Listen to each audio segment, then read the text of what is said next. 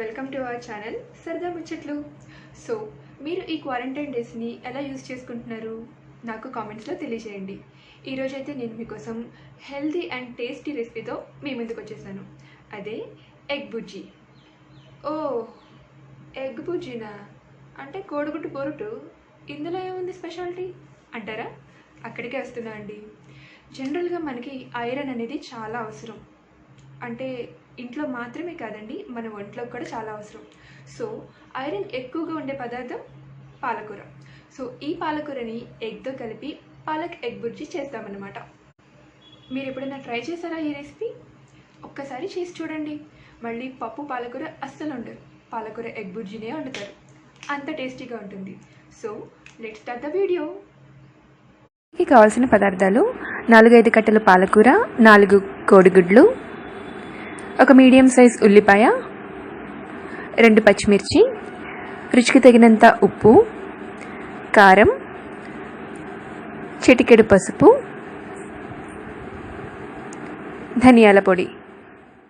ముందుగా పాలకూరని బాగా కడిగి చిన్న చిన్న ముక్కలుగా కోసుకోండి. అలాగే ఉల్లిపాయ, పచ్చిమిర్చిని కూడా. ఇప్పుడు స్టవ్ వెలిగించి ఒక ప్యాన్లో 4-5 టేబుల్ స్పూన్స్ ఆయిల్ వేసుకోండి. ఇది దాదాపు ఒక 1/2 కప్పు వరకు ఆయిల్ పడుతుంది. ఇప్పుడు ఇందులో 1 కప్పు తరిగిన ఉల్లిపాయ వేసుకొని ఫ్రై చేసుకోండి. ఆ తర్వాత 2 పచ్చిమిర్చి ముక్కలు కూడా వేసుకొని ఫ్రై చేసుకోండి.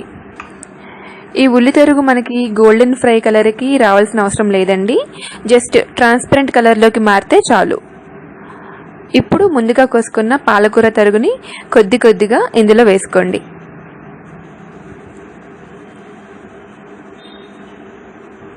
ఈ పాలకూర తరుగు ఇంత ఉన్నప్పటికీ మనకి పూర్తిగా మగ్గేసరికి సగానికి సగం అయిపోతుందండి. సో ఈ మొత్తాన్ని ఒక్కసారి ఇలాగా తిప్పుకుంటూ ఫ్రై చేసుకొని ఇప్పుడు దీని మీద మూత పెట్టేసేయండి.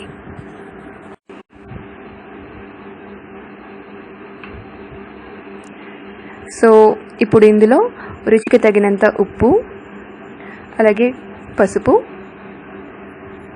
ఇంకా కారం వేసి ఒకసారి బాగా కలుపుకోండి.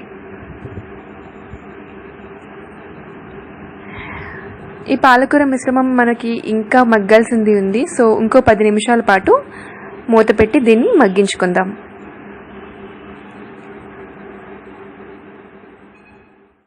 ఇప్పుడు మూత తీసి చూసినట్లయితే ఇది ఆల్మోస్ట్ ఆల్ బాగా మగ్గిపోయిందండి. ఒక 10 నిమిషాల పాటు మీడియం ఫ్లేమ్లో మగ్గించుకున్నాం కదా, చూసారా ఆయిల్ మొత్తం సెపరేట్ అయిపోయింది. అలాగే పాలకూరలో ఉన్న వాటర్ కూడా మనకి ఎగిరిపోయింది. సో ఈ టైంలో మనం పాలకూర మొత్తాన్ని ఇలాగ స్ప్రెడ్ చేసి ఇదివరకే బీట్ చేసి పెట్టుకున్న ఎగ్ని దీని మీద వేసేద్దాం.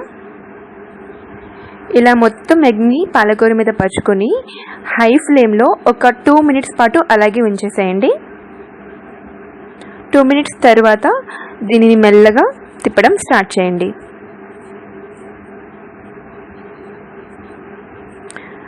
ఇప్పుడు ఈ మిశ్రమం మొత్తాన్ని బాగా కలుపుకోండి.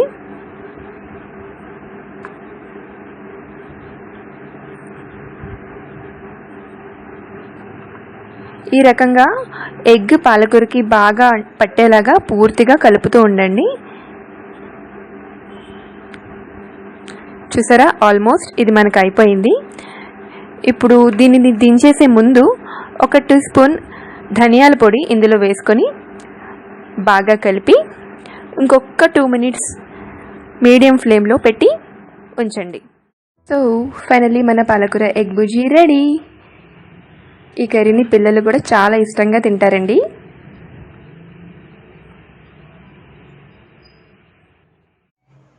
చూసారా, చూడడానికి ఎంత యమ్మీగా ఉందో, తినడానికి అంతకన్నా టేస్టీగా ఉంటుంది. సో మీరు కూడా ఈ రెసిపీని ట్రై చేసి మీకు ఎలా కుదిరిందో నాకు కామెంట్స్లో తెలియజేయండి.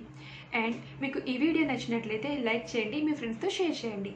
అట్ ద సేమ్ టైం మన ఛానల్ని సబ్స్క్రైబ్ చేయడం అస్సలు మర్చిపోకండి. అదే చేత్తో పక్కన్న బెల్ ఐకాన్ని కూడా ప్రెస్ చేయండి, సో దట్ నా నోటిఫికేషన్స్ అన్నీ మీ వరకు వస్తాయి. Thank you so much for watching. Have a good day. Bye.